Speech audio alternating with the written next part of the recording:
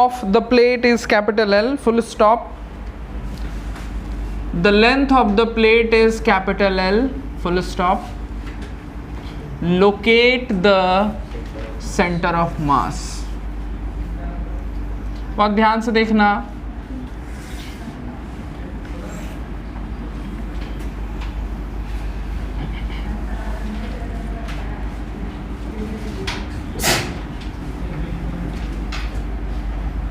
देखो ध्यान देना, एक प्लेट है जी जिसका लेंथ L है, वो ऐसे पूरा जो लेंथ है इसका वो कैपिटल L है, ठीक है। इसका आधा जो पार्ट है ना वो ऐसे मटेरियल से बना हुआ है, सपोज करो ये एक अलग मटेरियल, ये एक ऐसे मटेरियल से बना हुआ है जिसका डेंसिटी ρ1 है, ठीक है। और इस साइड वाला जो है ना ये अलग मटेरियल से बना हुआ है, ये अलग मटेरियल से बना हुआ है, इसका डेंसिटी जो है वो ρ2 है, ठीक है। ऐसे हमको इसका सेंटर ऑफ मास फाइंड करना है। तो हम लोग को एक बात पता है कि अगर हम लोग किसी ऐसे सिस्टम का सेंटर ऑफ मास अगर फाइंड करते हैं जो दो बड़े बड़े ऑब्जेक्ट से मिलके बना हुआ है, तो हम क्या करेंगे, इस बड़े ऑब्जेक्ट के बदले में, इसके बदले में एक पॉइंट ऑब्जेक्ट ले लेंगे इसके सेंटर ऑफ मास पे, जिसका मास इसके मास के बराबर होगा। टी शेप्ड फ्रेम वाला जो क्वेश्चन था, इसके बदले में एक छोटा सा पॉइंट ऑब्जेक्ट, मतलब इसके बदले में एक पॉइंट ऑब्जेक्ट ले लेंगे जिसका मास इसके बराबर हो, और इसके बदले में यहाँ पे इस तरह से ले लेंगे और यहाँ पे इस तरह से ले लेंगे एक पॉइंट ऑब्जेक्ट जिसका मास इसके बराबर हो, ठीक है। अब ध्यान देना, अगर हम ऐसा करें, ये ρ1 ρ2 को हम मिटा रहे हैं, ठीक है, और फोटो यहीं पे बना देते हैं। हम क्या करेंगे, पूरे ऑब्जेक्ट को रिप्लेस कर देंगे इस पॉइंट ऑब्जेक्ट से।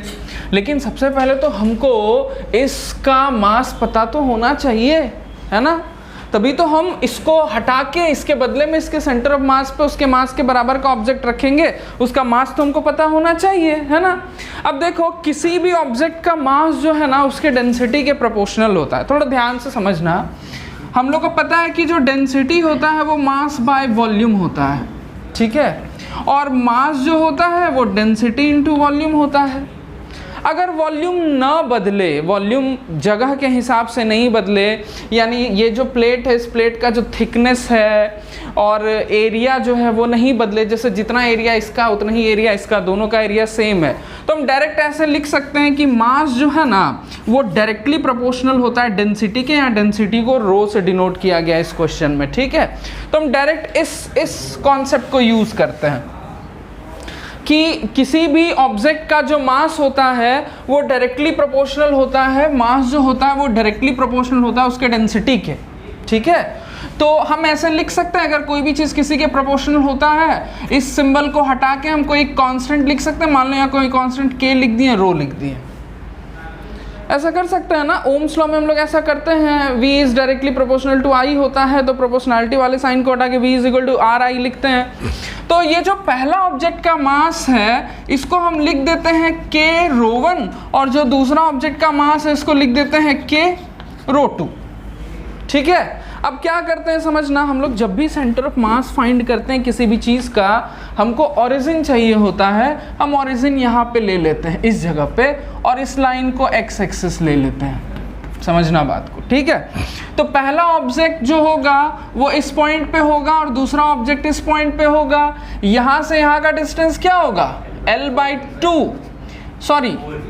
L/4, यहाँ से यहाँ का डिस्टेंस L/4 होगा ना, क्योंकि यहाँ से यहाँ L/2 होगा, यहाँ से यहाँ L/4 होगा, और यहाँ से यहाँ क्या होगा, यहाँ से यहाँ L/4 और यहाँ से यहाँ L/2, तो L/4 प्लस L/2, इसको सॉल्व करेंगे ना, LCM 4 आएगा, L प्लस 2L, तो 3L/4 आएगा। यहाँ से यहाँ का डिस्टेंस 3L/4 होगा।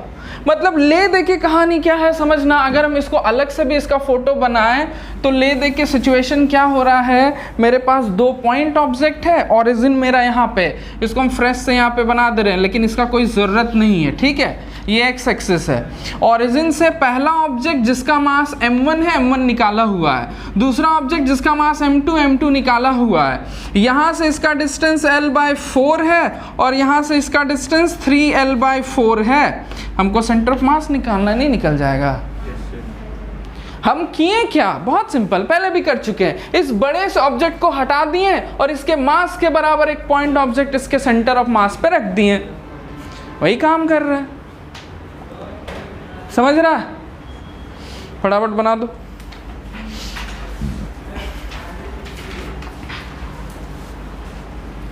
समझ रहा अंकित?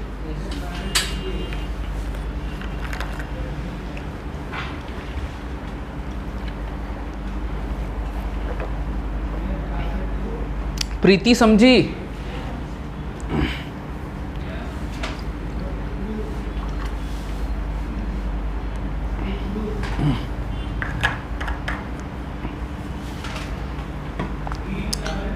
K/4 ρ1 plus 3 ρ2। Sir, L/4 ρ1 plus ρ2 और pi ρ1 plus ρ2 ऐसा। तुम्हारा सही आंसर है। नीचे भी तो ρ1 प्लस ρ2 का मास, नीचे भी तो सेंटर ऑफ मास निकाल रहा है, तो m1 x1 plus m2 x2 bye m1 plus m2 करेगा ना जी। सेंटर ऑफ मास का फॉर्मूला पता है ना प्रीति?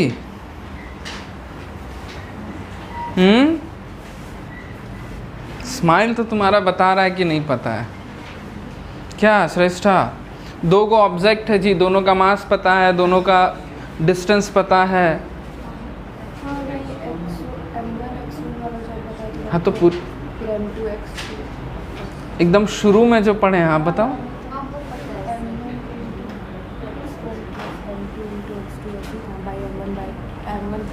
हाँ हाँ हाँ ठीक है ठीक है, याद है, बस हम कंफर्म कर रहे थे।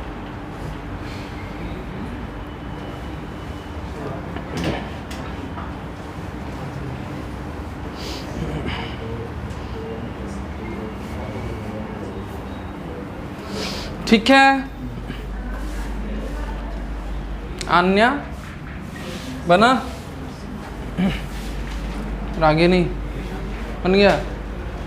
तो क्या हो जाएगा जी, अगर हम सेंटर ऑफ मास का एक्स कोऑर्डिनेट फाइंड करना चाहें तो m1 x1 plus m2 x2 bye m1 plus m2 करना पड़ेगा। यहाँ x1 का मतलब क्या हुआ, m1 का ओरिजिन से डिस्टेंस, x2 का मतलब क्या हुआ, m1 ओरिजिन से m2 का डिस्टेंस, ये ओरिजिन है। तो m1 है भैया मेरा k ρ1 प्लस इसका x कोऑर्डिनेट कितना है L/4 प्लस m2 है k ρ2 और 3l/4 और नीचे में डिवाइड करेंगे K ρ1 plus ठीक है। ऊपर से k और l/4 कॉमन हो जाएगा, ρ1 प्लस 3 ρ2 ऊपर बच जाएगा, नीचे k कॉमन होगा, ρ1 प्लस ρ2 k कट जाएगा, 4 नीचे आ जाएगा, तो l ρ1 प्लस 3 ρ2 बाय ρ1 प्लस ρ2। ओ 4 छूट गया ना, नीचे आएगा ये 4, ये आंसर होगा।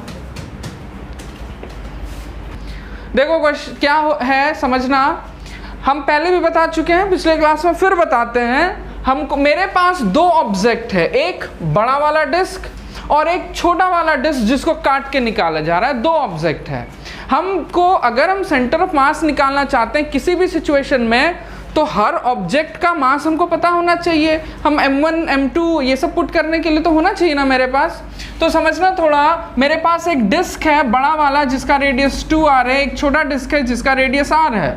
हम क्या करते हैं, मान लेते हैं कि जो छोटा डिस्क है इसका मास m है, मान लेते हैं जो छोटा डिस्क है उसका मास m है। ध्यान देना, अगर कॉन्सेप्चुअली बनाओगे तो हर तरह का क्वेश्चन बन जाएगा, है ना, और रटा रटाया टाइप का बनाओगे तो यही क्वेश्चन बनेगा, थोड़ा सा भी डिफरेंट करेगा नहीं बन पाएगा।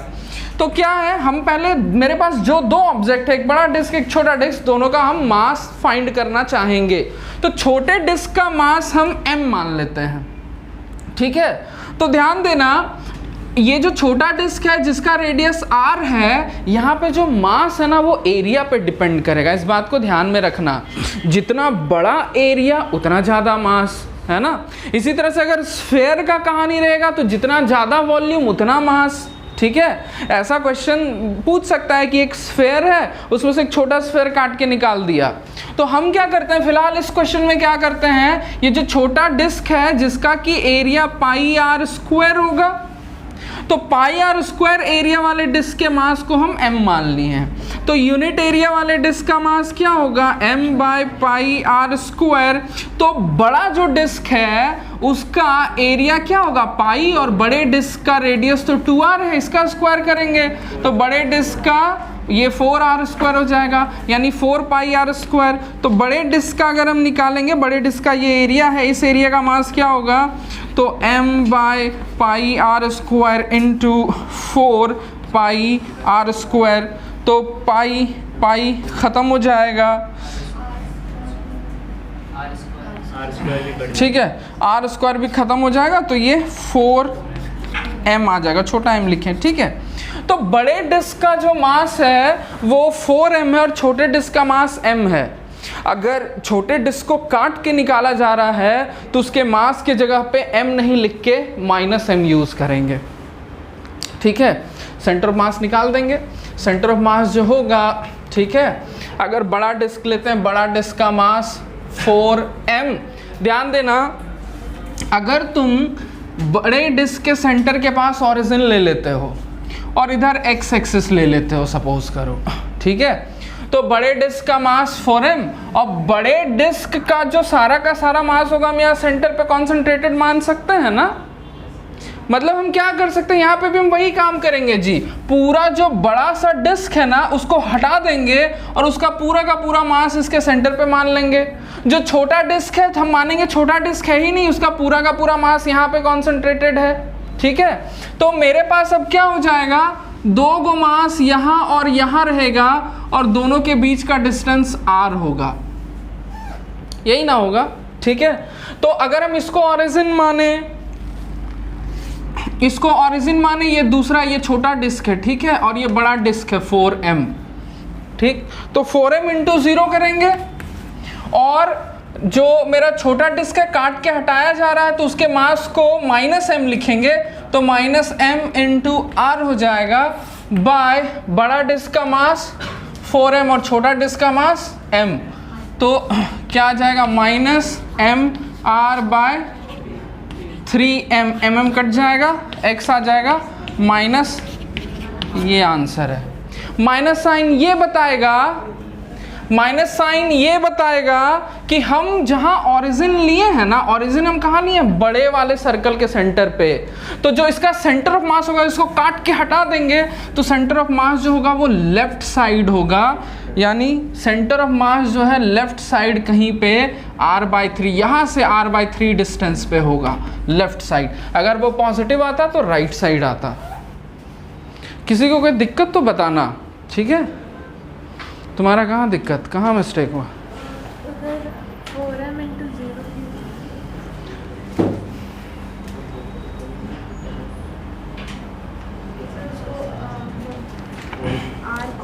देखो एक बात समझना, तुम कैसे बनाई, हम क्या किए हम सो बताते हैं। देखो हम कॉन्सेप्चुअली चीज़ों को बताते हैं, है ना, रटा रटाया टाइप का नहीं। तो पहले ध्यान से देखो, हम तुम्हारा प्रॉब्लम भी सॉल्व कर दे रहे हैं। हम क्या किए, मेरे पास ये जो बड़ा वाला डिस्क था इसको हटा के इसके सेंटर पे एक मास ले लिए 4m, छोटा वाला डिस्क को हटा के इसके सेंटर पे एक मास ले लिए छोटा m, ठीक है। और हम 4m के जगह पे ओरिजिन ले लिए, 4m के जगह पे ओरिजिन ले लिए, समझ रही है। तुम चाहो तो तुम यहाँ पे ओरिजिन ले सकते हो, तुम यहाँ पे ओरिजिन ले ली, ठीक है। अगर तुम यहाँ पे ओरिजिन ले लोगी तो 4 इंटू 0 पुट करोगी, ठीक है। और अगर यहाँ पे ओरिजिन ली हो और फिर x एक्सिस किधर लोगी, इधर की इधर, अगर इधर लोगी x एक्सिस तो फिर इसको पॉजिटिव लिखना पड़ेगा और इधर x एक्सिस लोगी तो इसका कोऑर्डिनेट को नेगेटिव लिखना पड़ेगा, यानी 4m इंटू -r रखना पड़ेगा। तुमको आखिर में ना देखो इसमें जो ऑप्शन रहेगा, ऑप्शन ऐसे नहीं रहेगा, ऑप्शन में क्या तुमको फाइनल लिखना पड़ेगा, हाँ, at a distance r/3 left side of the centre of larger disc, या जो लिखा हुआ है ना, मतलब लार्जर डिस्क के सेंटर से लेफ्ट साइड r/3 डिस्टेंस पे। ठीक है, तुम्हारा जो आया, तुम्हारा क्या आया, तुम्हारा यहां से सेंटर ऑफ मास 4/3 पे आया ना, सही आया। तो तुम लिखना कि छोटे डिस्क के सेंटर से लेफ्ट साइड 4/3 डिस्टेंस पे, 4r/3 डिस्टेंस पे। तो ऐसा भी ऑप्शंस रह सकता है, तो अपना समझना। मान लो ये ऑप्शंस नहीं देगा, ऑप्शन देगा कि छोटा वाला डिस्क के सेंटर से 4r/3 डिस्टेंस पे, तो उस हिसाब से आंसर लिखना है ना। इस तरह के क्वेश्चन में ऐसे ही ऑप्शन रहता है, डायरेक्ट ये नहीं लिखा हुआ रहता है। इसमें क्या है, एक रॉड है, ठीक है, एक रॉड है, ऐसे रॉड है, हम ऐसे बना ज़रूर दे रहे हैं, लेकिन रॉड का इन जनरल जो विड्थ होता है ना वो नेग्लिजिबल होता है, ठीक है, बट फिलहाल हम ऐसे बना दे रहे हैं। चलो, एक रॉड है जी, है ना। इसमें बोल क्या रहा है समझना, जनरली जो भी रॉड हम लोग देखते हैं अपने घर में, उसका थिकनेस हर जगह पे सेम होता है, या उसमें जो डेंसिटी होता है मटेरियल का वो हर जगह सेम होता है डेंसिटी।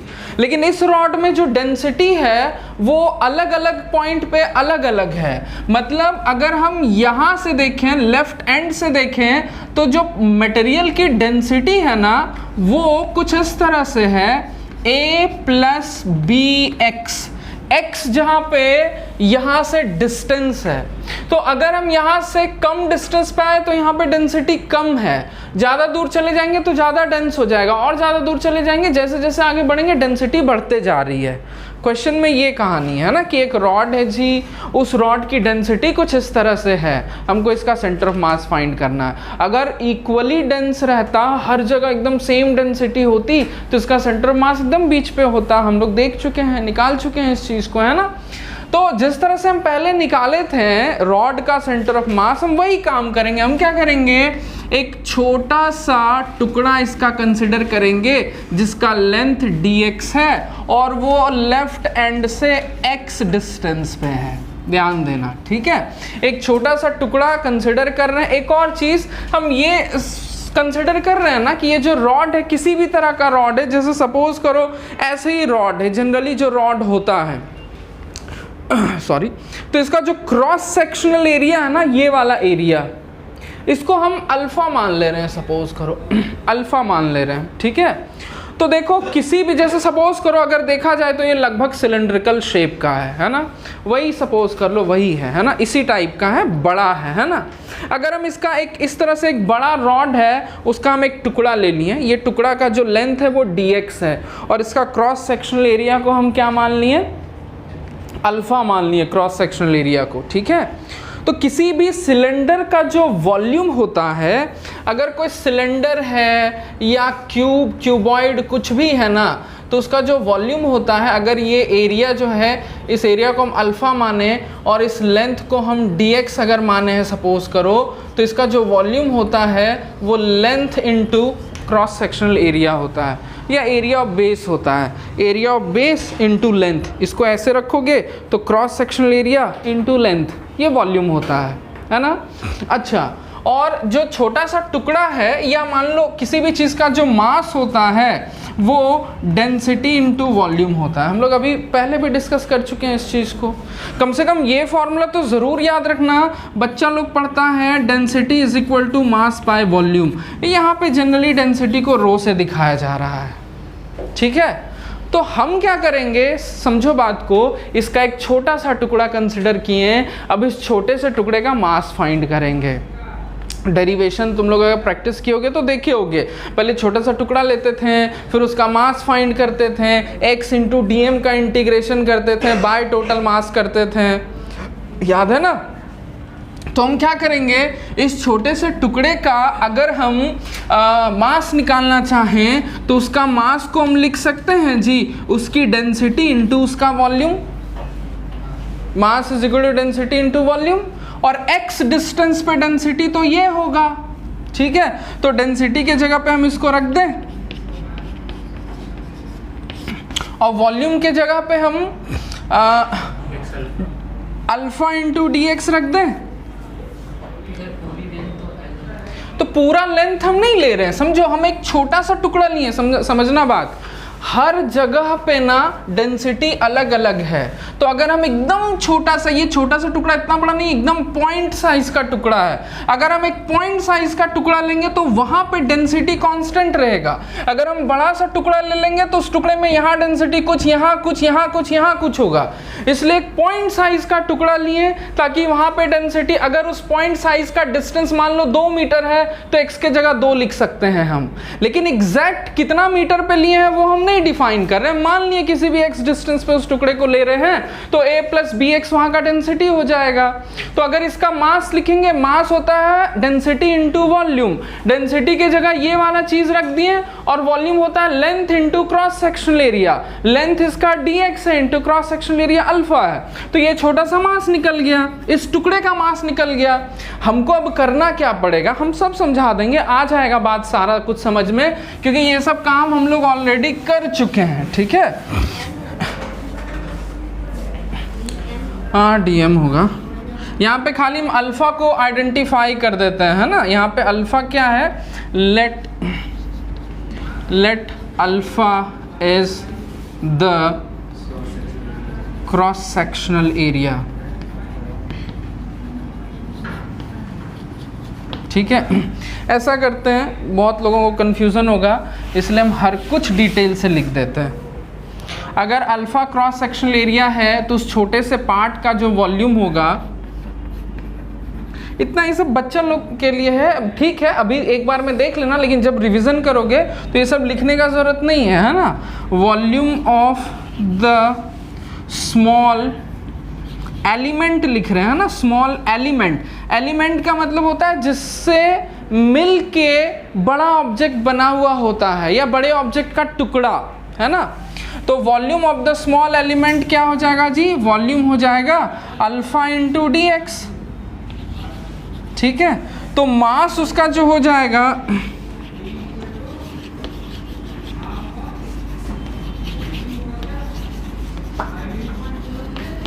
इसको हम dm से डिनोट कर रहे हैं, मास जो इसका होगा dm, मास तो डेंसिटी इंटू वॉल्यूम होता है, और डेंसिटी दिख रहा है, डेंसिटी अपना ये है, ये डेंसिटी है और वॉल्यूम है अपना अल्फा dx, ठीक है। अब जो सेंटर ऑफ मास होगा, ये तो रॉड है, तो रॉड है तो हम यहाँ पे ओरिजिन मान सकते हैं, इधर x एक्सिस मान सकते हैं, और सेंटर ऑफ मास का खाली x कोऑर्डिनेट होगा तो खाली x कोऑर्डिनेट निकाल सकते हैं। कैसे निकालते थे, x कोऑर्डिनेट इंटू dm का इंटीग्रेशन 1 टोटल मास। तो हमको यहाँ पे एक छोटा सा दिक्कत ये है कि इस रॉड का पूरा मास हमको नहीं दिया हुआ है। जब शुरू में हम डेरिवेशन करते थे उसमें दिया हुआ रहता था कि m मास का रॉड है, यहाँ पे मास हमको नहीं पता है, लेकिन समझना इस छोटे से टुकड़े का मास हम लोग निकाल चुके हैं, उसको इंटीग्रेट कर देंगे तो पूरा का मास मिल जाएगा हमको, ठीक है। तो यहाँ पे पूरा मास निकालने के लिए क्या किए हैं, dm का इंटीग्रेशन कर देंगे, ठीक है। अब ध्यान देना, इस पूरे रॉड का लेंथ कैपिटल L दिया हुआ है ना जी, तो ये जो छोटा सा टुकड़ा हम यहाँ पे लिए हैं ना, इस प्रोसेस को समझना, जेई वाला बच्चा लोग, नीट वाला बच्चा लोग को समझने का ज़रूरत नहीं है, लेकिन जेई वाला बच्चा लोग समझना इस प्रोसेस को, क्या क्या हो रहा है, कैसे कैसे क्या कर रहे हैं। ये जो छोटा सा टुकड़ा है ना, इस टुकड़े को अगर हम यहाँ से यहाँ तक लेंगे तो पूरा रॉड बन जाएगा। तो हम इस टुकड़े को कहाँ, जब इस टुकड़े को हम यहाँ पे लेंगे तो x 0 होगा ना, और इस टुकड़े को जब यहाँ पे लेंगे तो x का वैल्यू L हो जाएगा। तो हम यस 0 से L तक इंटीग्रेट करेंगे। अंशिका समझ रही है, समझ रही है। अब देखो क्या होगा, यहाँ पे सारा वैल्यूज वगैरह हम रखते हैं अपने हिसाब से, x रहने दिए, dm जो निकाले हैं जी, क्या निकाले हैं, a plus B x into alpha d x, और ठीक है, इसका इंटीग्रेशन है 0 से L। नीचे में अपना है a plus B x into alpha d x का इंटीग्रेशन 0 से L। अब देखो तो अल्फा कांस्टेंट है, तो जब हम इंटीग्रेशन करेंगे तो अल्फा बाहर आ जाएगा, यहाँ से भी अल्फा बाहर आ जाएगा, दोनों अल्फा कट जाएगा। ठीक है, दोनों अल्फा कट जाएगा, अल्फा हट जाएगा एक तरह से देखो तो। ठीक है, अल्फा हट जाएगा तो हम फिलहाल क्या करते हैं, यहाँ से अल्फा हटा दें, कंफ्यूज हो जाएगा फिर तुम लोग, छोड़ देते हैं। तो अल्फा हट गया तो इसको क्रॉस मल्टीप्लाई करके फिर लिख देते हैं। तो A x plus B x का स्क्वायर डी एक्स का इंटीग्रेशन बाय यहाँ पे A plus B x D x integration 0 से L है, 0 से L है। यहाँ तक किसी को कोई दिक्कत है? अल्फा बाहर निकल के काट दिए, ठीक है, अल्फा को यहाँ से बाहर निकला काट दिए, कोई दिक्कत? अब इसका इंटीग्रेशन आराम से हंसते खेलते कर सकते हो। एक्स का integration a x square by 2, b x का बी एक्स क्यूब बाई 3, है ना। लिखो, करो, हमको आंसर बताओ।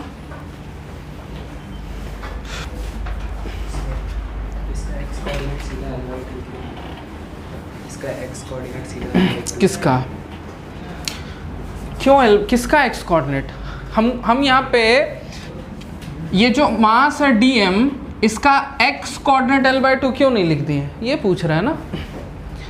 देखो, अगर ये यूनिफॉर्म रॉड होता, हर जगह बराबर से मास डिस्ट्रीब्यूटेड होता, तो इसका सेंटर ऑफ मास बीच में होता, पूरा रॉड हटा देते हैं, इसका ये जो कोऑर्डिनेट होता वो L/2 होता। लेकिन यूनिफॉर्म रॉड नहीं है ना, यूनिफॉर्म रॉड होता तब तो काम हो ही गया जी, नहीं है, इसलिए तो इतना टेंशन हो रहा है, इतना इंटीग्रेशन वगैरह लग रहा है। नीचे में 6a प्लस 3bl,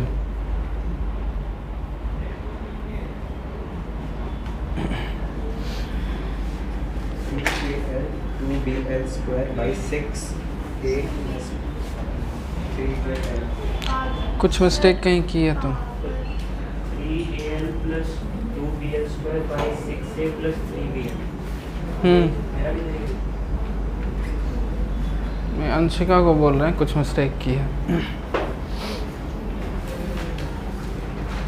देखो ना, हम बता रहे हैं, देखो इधर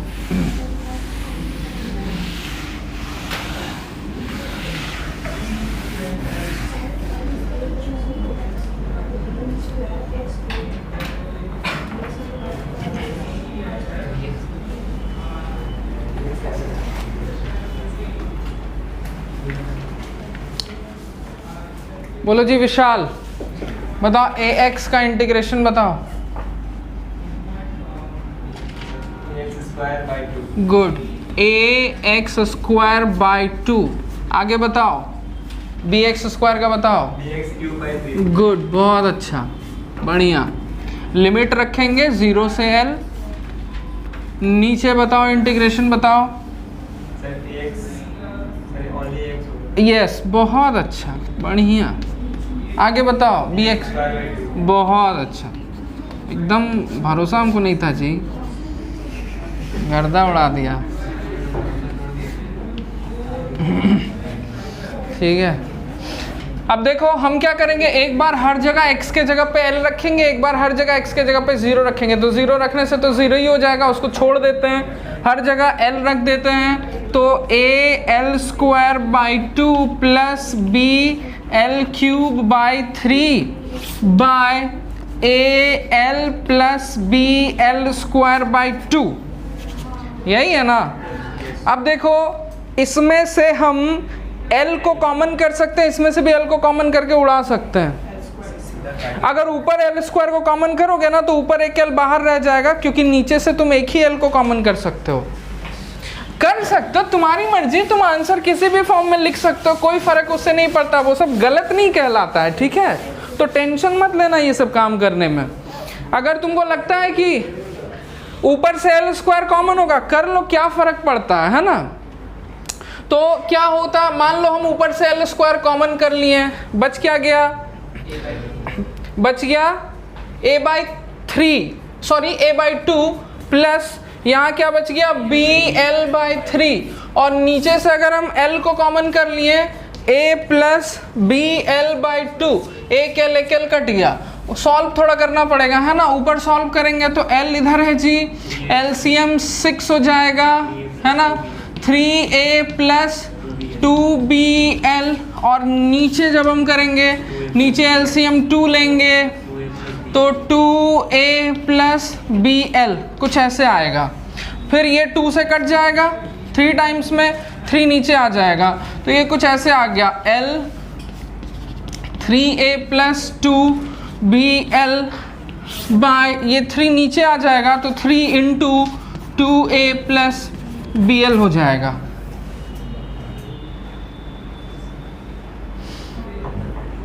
समझ पाई? बढ़िया।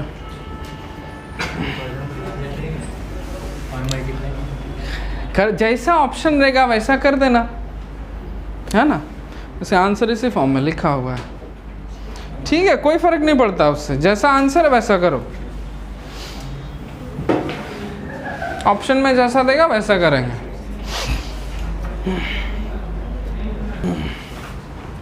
देखना जी, एक बड़ा सा ट्रे है, ठीक है, एक बड़ा सा ट्रे है, हम कुछ इस तरह से बनाते हैं, थोड़ा हम समझाने के लिए इसका शेप थोड़ा दूसरे टाइप का बना रहे हैं ताकि चीज़ बढ़िया से समझ। ये एक ट्रे है, इस पे एक आइस क्यूब रखा हुआ है, क्यूब है ना, क्यूब है जिसका जो एज है उसका लेंथ कैपिटल L है, ध्यान देना, ठीक है। हम क्या करते हैं, ये जो ट्रे है, ट्रे का सेंटर ऑफ मास यहाँ पे मान लेते हैं, इस जगह पे ट्रे का सेंटर ऑफ मास, और डेफिनेटली आइस क्यूब का सेंटर ऑफ मास यहाँ पे होगा, ऊपर से L/2 डिस्टेंस पे, ठीक है। और हम इस डायरेक्शन में x या y एक्सिस जो मन करे मान लो, चलो y एक्सिस मान लो, यहाँ पे ओरिजिन मान लो, तुम्हारी मर्जी। हम क्या करते हैं, एक और चीज़, ये जो पूरा देखो, पूरा जो सिस्टम है, हम सभी बड़े ऑब्जेक्ट्स को हटा देते हैं, ठीक है। ट्रे का मास कैपिटल M और क्यूब, आइस क्यूब का मास स्मॉल m। हम क्या करते हैं, हम सभी बड़े ऑब्जेक्ट्स को हटा देते हैं, यहाँ पे अपना ओरिजिन है, ऐसे y एक्सिस है, ठीक है, और हम क्या करते हैं, ट्रे को हटा के उसके मास के बराबर पॉइंट ऑब्जेक्ट उसके सेंटर ऑफ मास पे ले लेते हैं।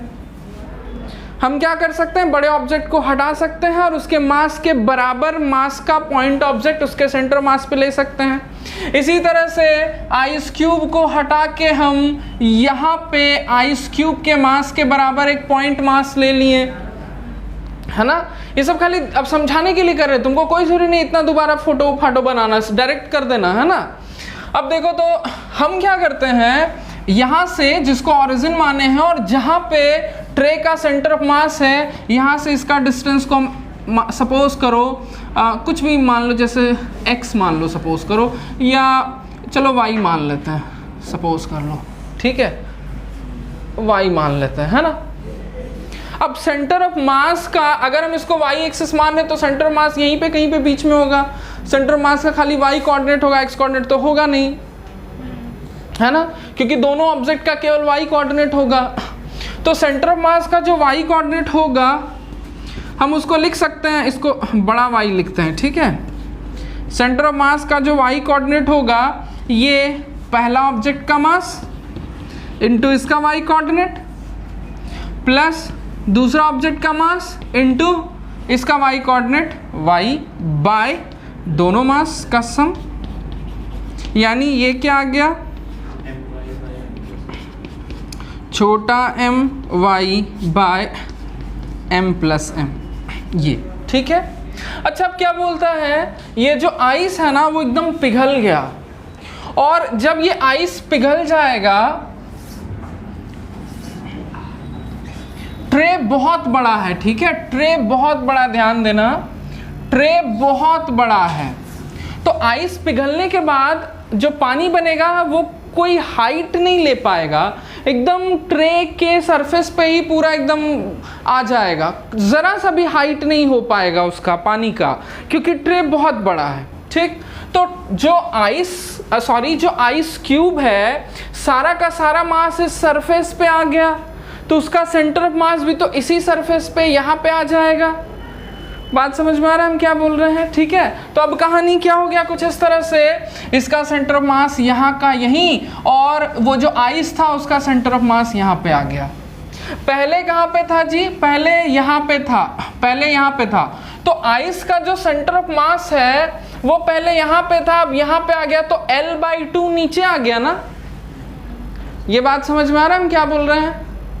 आइस का जो सेंटर ऑफ मास है वो L/2 नीचे आ गया। पहले ये वाले डिस्टेंस को हम लोग अगर y मान रहे हैं, तो अब जो नया डिस्टेंस होगा वो y माइनस L/2 होगा, है ना। मतलब यहाँ से जो इसका डिस्टेंस होगा, ये जो डिस्टेंस होगा ये, ठीक है, ये वाला डिस्टेंस क्या होगा जी? यहाँ से यहाँ का डिस्टेंस जो होगा, ये वाला डिस्टेंस, वो y माइनस L/2 होगा। कोई दिक्कत है इसमें? नहीं। अब अगर हम फिर से इसका नया सेंटर ऑफ मास निकालते हैं, इस पूरे सिस्टम का y' नाम देते हैं, तो ये सेम टू सेम, ये तो 0 ही होने वाला है, ठीक है। दूसरे का निकालेंगे तो m, और यहाँ से इसका जो डिस्टेंस है वो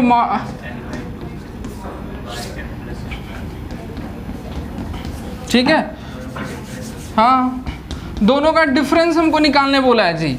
यानी बोल क्या रहा है कि आप y माइनस y' निकालिए, ये कैलकुलेट करने बोल रहा है। कोई दिक्कत? तो my by m plus m minus m, इसको मल्टीप्लाई करके लिख दें, ठीक है, मल्टीप्लाई कर दें इसको। तो my, देखो इसको मैं ऐसे लिख सकते हैं ना, यहीं पे लिख देते हैं, my माइनस ml/2 और बाई में m प्लस m, ऐसे लिख सकते हैं। हाँ, अच्छा एक और बात देखना, तुम लोग को पहले भी बताए हैं, x प्लस y/2 है ना, तुम इसको लिख सकते हैं x/2 प्लस y/2, ऐसे लिख सकते हैं। तो हम इसको अलग अलग करके लिख दें, my by m plus m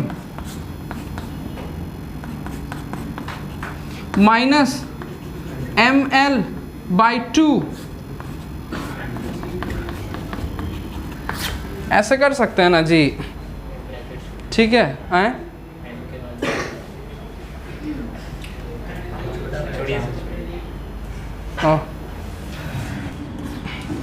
तो अगर ब्रैकेट इसको खोल देंगे हम, तो my by m plus m minus my by m plus m, ये सब इतना लिखने का ज़रूरत ही नहीं है, प्लस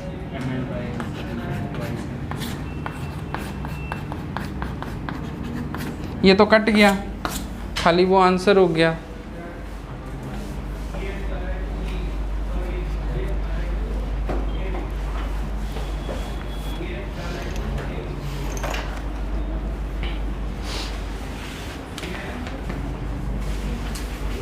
ये बात देख लो, किसी को दिक्कत होगा तो ज़रूर बोलना। बोलो। एकदम कर सकती हो, बिल्कुल इग्नोर कर सकती हो। ये तो हम ऐसे, अगर किसी को बाई चांस कन्फ्यूज़न हो इसलिए हम लिख दिए, एकदम तुम शॉर्ट में एकदम कर सकती हो। हम तो ओरली कर देंगे, ये लिखेंगे ओरली हम वो बना देंगे। तो तुम भी कर सकती हो तो कर दो।